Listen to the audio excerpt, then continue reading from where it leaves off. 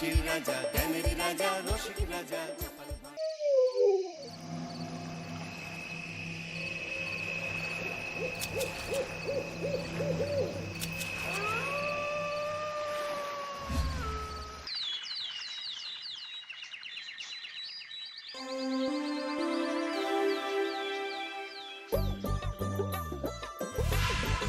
দূর দূর, হঠাৎ করে কেন যে এত চুল ঝরছে বুঝতেই পারছি না।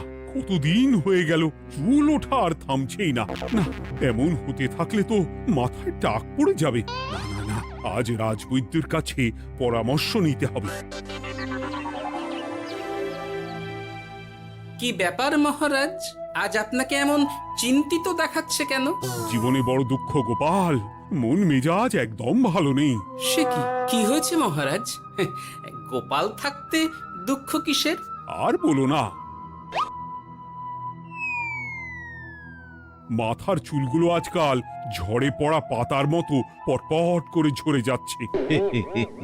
আমি তো জানি কেন এমন হচ্ছে, কিন্তু এখনই মুখ খুললে চলবে না। আর একটু বেশি বিপদ বাড়লে তখন মাঠে নামবো। তাই বলুন। এ তো খুব ছোট ব্যাপার। চুল ঝরলে টাক পড়বে, আর সেটা পড়া কত ভালো জানেন? কথায় আছে, যত বড় টাক তত বেশি টাকা। তুমি চুপ করো তো বাপু। যদি টাক থাকলেই টাকা হতো, তাহলে তোমার টাকা কোথায়? যেটা বোঝো না সেটা নিয়ে কথা বলো না। তাই না তাই, মহারাজের ঝরছে চুল, চিন্তার ভাঁজ মাথায়। গোপাল যতই চেষ্টা করুক, চিড়ে ভিজবে না কথায়। তোমরা সকলে থামো তো দেখি। ও রাজবৈদ্য, তুমি এর কিছু উপায় বলো। আগে মহারাজ, অনেক সময় দেহে ওই লৌহের পরিমাণ কমে গেলে এমন চুল ঝরে। আপনি বরং পালং শাক, ওই কিশমিশ, কলা ও আরো কিছু ফল আমি বলে দিচ্ছি, সেগুলো বেশি করে খান। আচ্ছা আচ্ছা আচ্ছা, তবে তাই করে দেখি।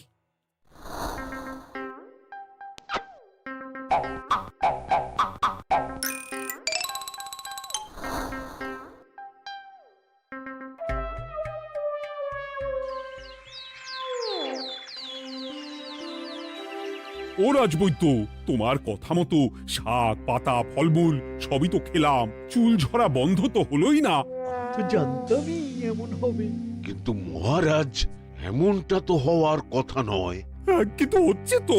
আরে আমার সাধে চুল, কোথায় চলে গেলি সব? এর জন্য তুমি দায়ী। তুমি এর জন্য শাস্তি পাবে বৈদ্য। আমাকে আমাকে ক্ষমা করে দিন মহারাজ। এমনটা হবে এ তো আমি ভাবতেই পারিনি। কিছু মনে করবেন না মহারাজ, ছোট মুখে বড় কথা বলছি। কিন্তু সত্যি এখানে রাজবৈদ্যর কোনো দোষ নেই। ওকে শাস্তি দেওয়াটা ঠিক হবে না মহারাজ। দেখেছেন মহারাজ, গোপালের সাহসটা দেখেছেন? আপনার মুখের উপর কথা বলছে। তা বলি, তুমি যখন এতই বোঝো, তাহলে নিজেই একটা আস্ত লোহা খেয়ে দেখো না, তোমার মাথায় চুল গজাচ্ছে কিনা। ঠিকই আছে, এসব মূর্খের মতো কথা কেবল আপনার থেকেই আশা করা যায় মন্ত্রী মশাই। মহারাজ, আপনি বিচক্ষণ মানুষ। আমার শুধু অনুরোধ, আরেকবার ভেবে দেখবেন। ঠিক আছে, রাজবৈদ্যকে আমি শাস্তি দেব না, কিন্তু সকলের জন্য আমার একটা ঘোষণা আছে। কি ঘোষণা? আমার এই কঠিন সমস্যা যে দূর করে দিতে পারবে, তাকে আমি বিশেষ পুরস্কারে ভূষিত করব। এই তো পেয়েছি। এই সুযোগ কোনোভাবেই হাতছাড়া করা চলবে না। এবারের সমস্যাটা সত্যি বেশ কঠিন। কি করলে যে মহারাজের চুল পড়া বন্ধ হবে সেই উপায় মাথাতেই আসছে না। হঠাৎ করে কেন যে এমন হলো কে জানে।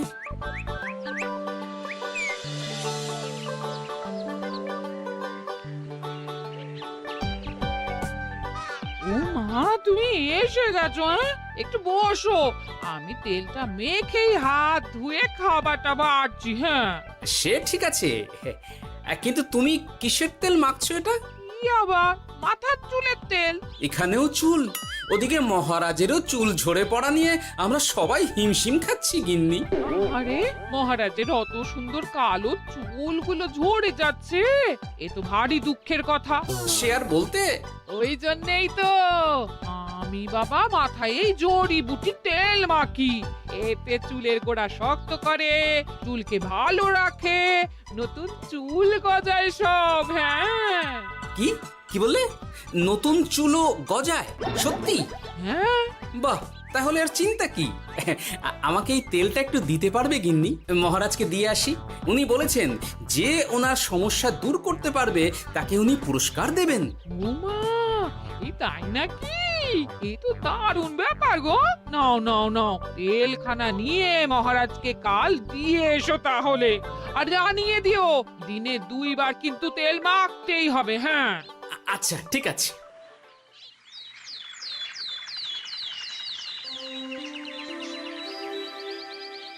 কোনো উপায় খুঁজে পেলে তোমরা? আগে মহারাজ, আমি আপনার জন্য নকল চুল বানিয়ে এনেছি। যতদিন আপনার চুল পড়া বন্ধ না হচ্ছে ততদিন আপনি এটা পরে ব্যবহার করতে পারেন। সে তো বুঝলাম, কিন্তু নকল চুল তো আর আসল চুলে জায়গা নিতে পারবে না বিজ্ঞানী। আসল চুলের কথা ভেবে আমি আপনার জন্য কেশুত্তে পাতা এনেছি মহারাজ। আচ্ছা বেশ। তা গোপাল, খুব তো আগের দিন বকবক করছিলে, তুমি কি এনেছো শুনি? সেটা যথাসময়ে দেখতে পেয়ে যাবেন মন্ত্রী মশাই। এটা জড়িবুটি তেল মহারাজ, আমি এটা আপনার জন্য এনেছি। এতে নতুন চুল গজায় আর চুলের স্বাস্থ্যও ভালো হয়। আমার গিন্নিও ব্যবহার করে এটি, তবে দিনে 2 বার করে মাখতে হবে, তাহলেই ভালো ফল পাবেন মহারাজ। বাবা, তাহলে তুমি কেন মাখো না? আচ্ছা, আপনার সমস্যাটা ঠিক কোথায় বলুন তো মন্ত্রী মশাই? মহারাজের জন্য কিছু আনলেও কথা শোনান, না আনলেও কথা শোনান। সত্যি তো মন্ত্রী, কেন তুমি সব সময় গোপালের পিছনে পড়ে থাকো বলো তো? এরা তো তাও সবাই কিছু না কিছু আমার কথা চিন্তা করে এনেছে, তুমি তো সেটাও করনি। না, আসলে মহারাজ, আমিও ভাবছিলাম আপনার কথা, কিন্তু থাক, বুঝেছি। আহ, দারুণ। তেলের গন্ধটাও খুব সুন্দর। গোপাল, তোমায় অনেক ধন্যবাদ। আশা করছি ব্যবহার করলে খুব ভালো ফল দেবে। একদম দেবেই মহারাজ। দূর বাবা, ভেবেছিলাম এক, হলো আর এক। কোথা দিয়ে যে গোপালটা মাঝখান দিয়ে এসে নাক গলিয়ে ঢুকে পড়ে, খুব শক্ত পুরস্কার নেওয়ার। দেখাচ্ছি মজা।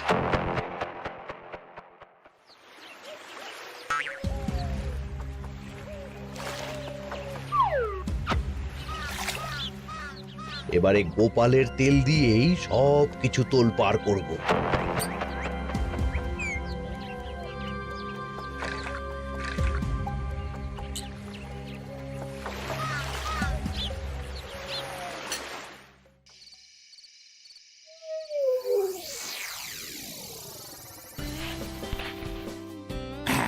ব্যাস, হয়ে গেল 2 বার মাখা। গোপাল বলেছিল এতেই ভালো ফল পাব, কিন্তু এখন মাখার পর মাথাটা কেমন জ্বালা জ্বালা করছে মনে হচ্ছে। হয়তো নতুন চুল গজাবে বলে এমন হচ্ছে। কাল সকালে বোঝা যাবে।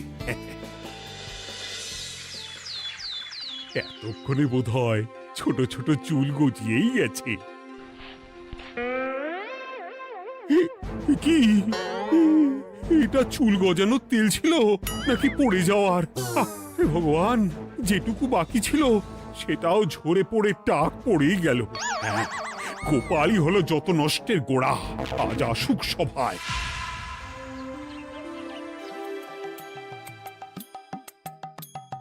এই যে এখন এলেন উনি।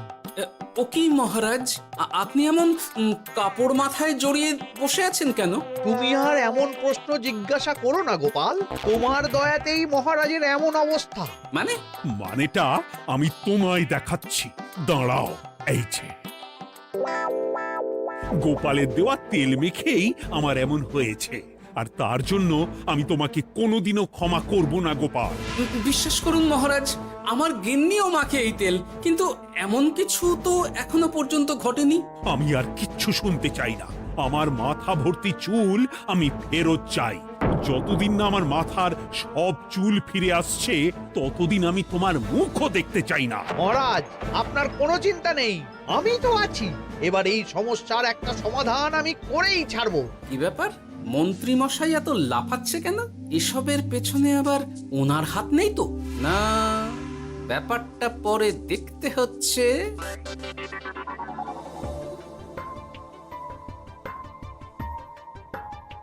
আমি বলি কি মহারাজ, এই সময়টা বরং আপনি নকল চুলটা মানে মানে পরচুলা ব্যবহার করুন। হ্যাঁ, অগত্যা কিছু তো একটা গন্ডগোল আছেই। গিন্নিও তো রোজ মাথায় তেল মাখে, কই এমন তো হয় না। মন্ত্রী যদি কিছু করেও থাকে তাহলেও হাতে নাতে ধরবো কিভাবে? ও কি গো গোপাল দাদু, এখন এই সময় তুমি রাজসভা ছেড়ে এখানে? তোদের দাদু আর রাজসভায় যাবে না রে?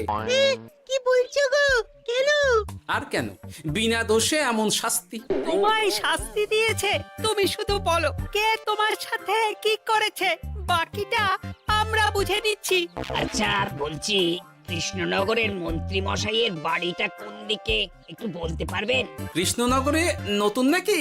আগে তো আপনাকে কখনো দেখেছি বলে মনে পড়ছে না। হ্যাঁ, আমি এখানে থাকি না, আমি এখানে আমার কাজে এসেছি, তাই মন্ত্রী মশাইয়ের বাড়ির ঠিকানাটা যদি একটু বলে দেন।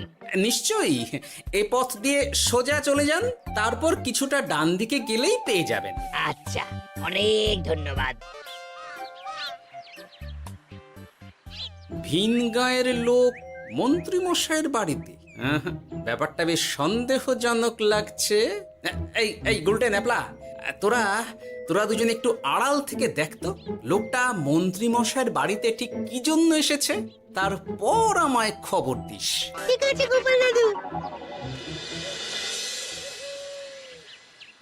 তোমার আবার এখানে আসার কি দরকার ছিল? আমি তো বলেছি যে আমি ঠিক গিয়ে তোমার পাওনা গন্ডা মিটিয়ে দেবো। মিটিয়ে দেবে? কতদিন হয়ে গেছে জানেন? দেখো, হয় আমার কীটনাশক আর সার সব ফিরিয়ে দিন, নয়তো আমার জিনিসের দাম মিটিয়ে দিন। কীটনাশক, সার আর কি করে ফেরত দেবো বলো?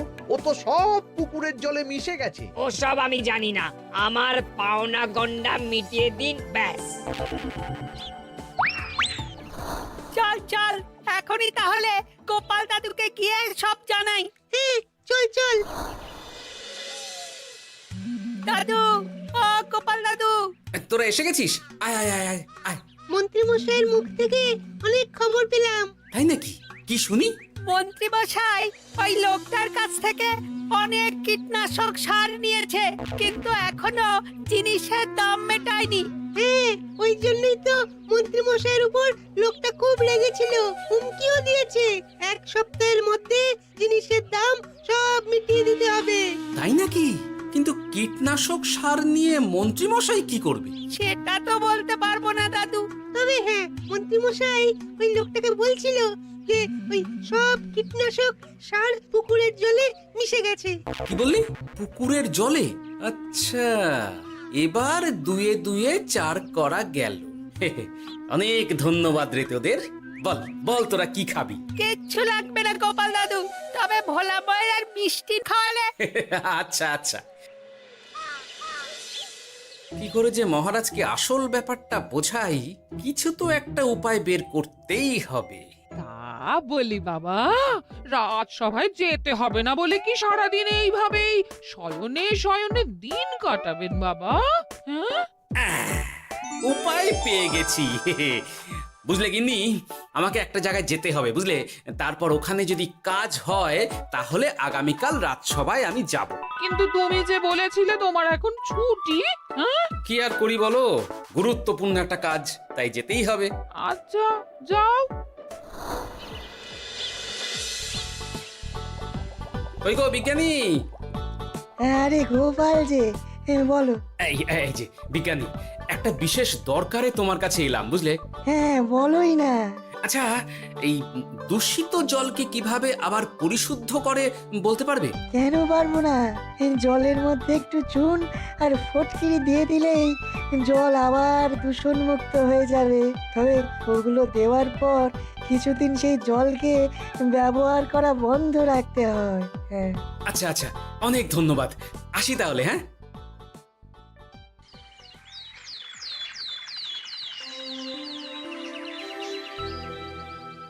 ছায়া পড়েছে, ছায়া পড়েছে। আমি বেশ বুঝতে পারছি তার ছায়া পড়েছে এখানে। কার ছায়া পড়েছে? আজকাল তোর মাথা থেকে অনেক চুল ঝরে পড়ছে, তাই না? আগে হ্যাঁ সাধু বাবা, আপনি একদম ঠিক কথা বলেছেন। ও বাবা, এই আবার কোথা থেকে উদয় হলো? আরে আমি একা গিয়ে সেই স্নানের পুকুর পরিদর্শন করতে চাই। যথা আজ্ঞা বাবা।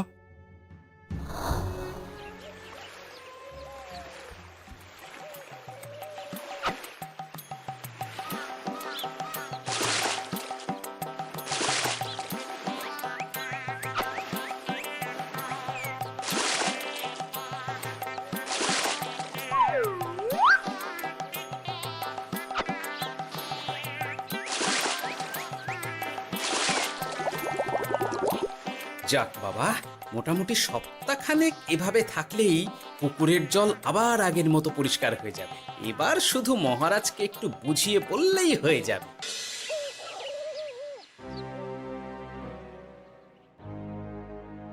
কি বুঝলেন সাধু বাবা?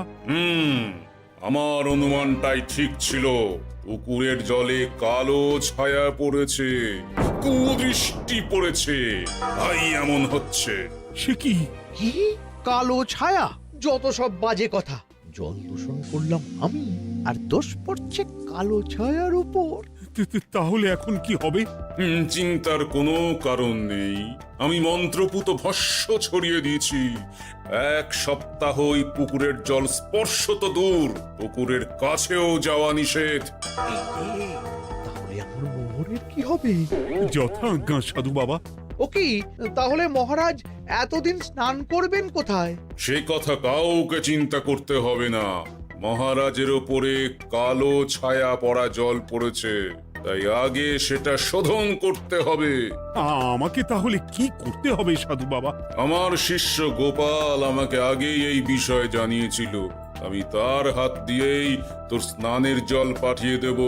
তাই আগামী 1 সপ্তাহ সেই জল দিয়েই তোকে স্নান করতে হবে। কি গোপাল? দেখছো তো মন্ত্রী, গোপাল আমাকে কত ভালোবাসে। আমি ওকে কত কথা শোনালাম, কিন্তু না না না না, কাল থেকেই আমি আবার গোপালকে রাজসভায় ডেকে আনবো। আমি আসছি, আমার কাজ হয়ে গেছে। আর হ্যাঁ, তোর স্নানের পুকুরের চারিদিকে প্রহরীর বন্দোবস্ত কর। কাক পক্ষীও যেন ওখানে প্রবেশ করতে না পারে। আচ্ছা বাবা, আচ্ছা।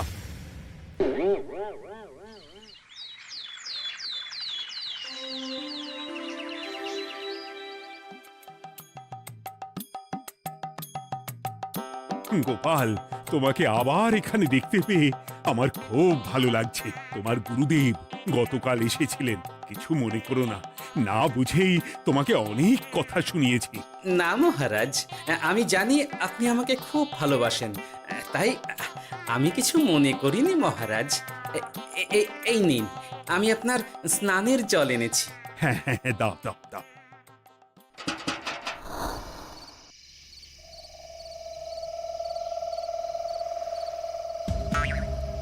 ও বাবা, পুকুরের কাছে যে গিয়ে দেখবো সে উপায় নেই। চারপাশে প্রহরীতে ভর্তি, তাহলে কি সত্যি সত্যি কালো ছায়া পড়েছে? ভালোই হলো, পাওনাদারকে বলে দেবো কীটনাশকটা জালি ছিল। হি হি।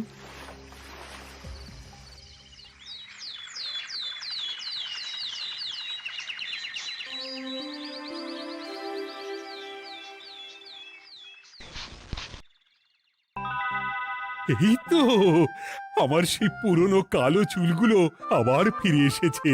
আহা, কি যে আনন্দ হচ্ছে দেখে। আজ 1 সপ্তাহ সম্পূর্ণ হলো। গোপালের জন্য আমার স্নানের পুকুর থেকে কালো ছায়া দূর হয়েছে। আমাকে এই সমস্যা থেকে দূর করার জন্য আমি গোপালকে 100টি মোহর উপহার দিতে চাই। ধন্যবাদ মহারাজ। দূর, আমার আর ভালো লাগে না। সব সময় গোপালই মোহর পায়, এটা তো আমার পাওয়ার কথা ছিল। এদিকে আজকে পাওনাদারও আসবে।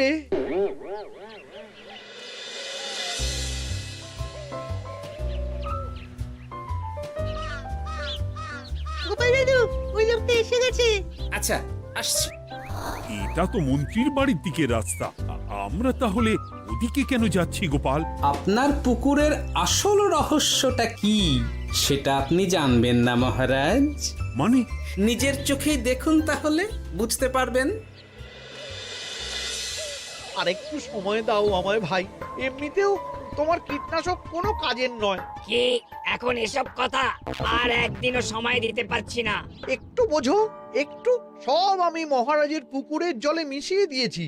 মন্ত্রী, তুমি তাহলে সেই কালো ছায়া? মহারাজ, আপনার পর্দা ফাঁস হয়ে গেছে মন্ত্রী মশাই। তুমি তাহলে সবটা জানতে? একদম প্রথম থেকে। রে, খুব জোর ফেঁসেছি। এদিকে পাওনাদার, ওদিকে মহারাজ, এখান থেকে কেটে পড়তে হবে। গন্ডগোল করে আবার পালানো হচ্ছে তবে রে। বলো, কেন করেছিলে?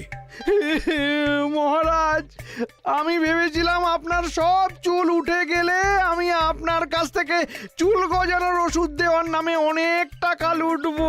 কিন্তু সেই ভাবনা ভাবনাই থেকে গেল, সেগুড়ে যে বালি হয়ে গেল। ভাবা যায় চুলের জন্য চুলো চুলি, হ্যাঁ?